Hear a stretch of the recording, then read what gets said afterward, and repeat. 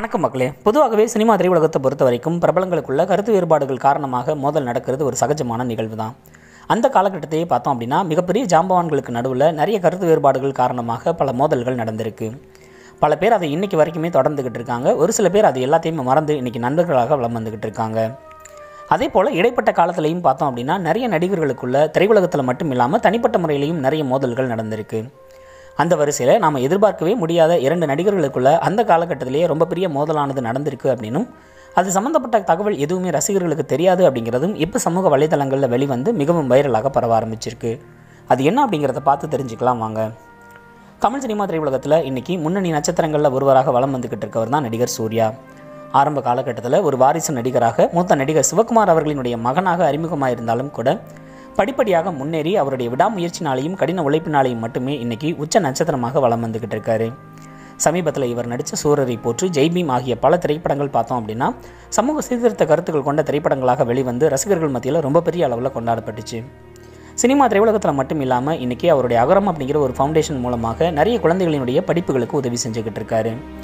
இன்றைக்கி cinema திரையுலகத்தில் top நடிகராக வலம் வந்துக்கிட்டு இருக்க சூர்யா அவர்கள் ஒரு காலகட்டத்தில் கேப்டன் விஜயகாந்த் அவர்களோடைய மோதி இருக்காரு அப்படிங்கிற தகவலானது இப்போ சமூக வலைதளங்களில் வெளிவந்து ரசிகர்கள் அனைவரையுமே மிகப்பெரிய ஆச்சரியத்திற்கும் அதிர்ச்சிக்கும் உள்ளாக்கியிருக்கு.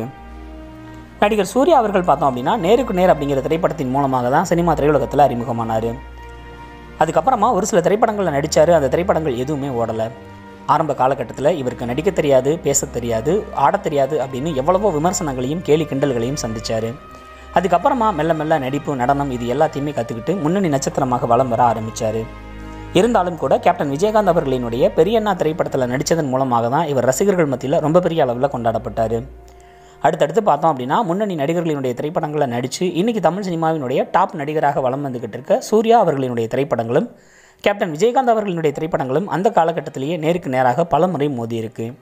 இதில் யார் ஜெயித்தாங்க, யார் தோத்தாங்க அப்படிங்கிற தகவலானது ரசிகர்கள் மத்தியில் வெளிவந்து மிகப்பெரிய பரபரப்பையும் ஏற்படுத்தியிருக்கு. அந்த திரைப்படங்கள் என்ன அப்படிங்கிறத பற்றி தெரிஞ்சுக்கலாம் வாங்க. 1998ஆம் ஆண்டு ஜனவரி 14ஆம் நாள் பொங்கல் தினத்தன்னைக்கு பார்த்தோம் அப்படின்னா விஜயகாந்த் அவர்களினுடைய நடிப்பில் வெளிவந்த உளவுத்துறை திரைப்படமானது விஜயகாந்த் அவர்களினுடைய திரையுலக பயணத்திலேயே முக்கியமான திரைப்படமாக அமைஞ்சது. அதிரடி ஆக்ஷன் திரைப்படமாக வெளிவந்த உளவுத்துறை மிகப்பெரிய அளவில் வெற்றி பெற்றது. அதே நாள் பார்த்தோம் அப்படின்னா அந்த திரைப்படம் வெளியான அதே நாளில் சூர்யா அவர்கள் நடித்த காதலே நிம்மதி அப்படிங்கிற திரைப்படமும் வெளிவந்துச்சு. ஆனால் இந்த திரைப்படம் மிகப்பெரிய தோல்வி திரைப்படமாக அமைஞ்சது. அடுத்ததாக அதே 1998 ஜூலை மாதம் 9ஆம் தேதி பார்த்தோம் அப்படின்னா விஜயகாந்த் அவர்களினுடைய தர்மா திரைப்படமானது வெளிவந்துச்சு. இந்த திரைப்படத்தில் விஜயகாந்த், பிரீதா விஜயகுமார் ஆகியோர் நடிச்சிருந்தாங்க. ரசிகர்கள் மத்தியில் நல்ல வரவேற்பை பெற்றது. தர்மா திரைப்படம் வெளிவந்த அதே நாளில் சூர்யா அவர்கள் நடித்த சந்திப்போமா திரைப்படமும் வெளிவந்துச்சு. சூர்யாவுக்கு ஜோடியாக இந்த திரைப்படத்திலையும் பிரீதா விஜயகுமார் அவங்களே நடிச்சிருந்தாங்க.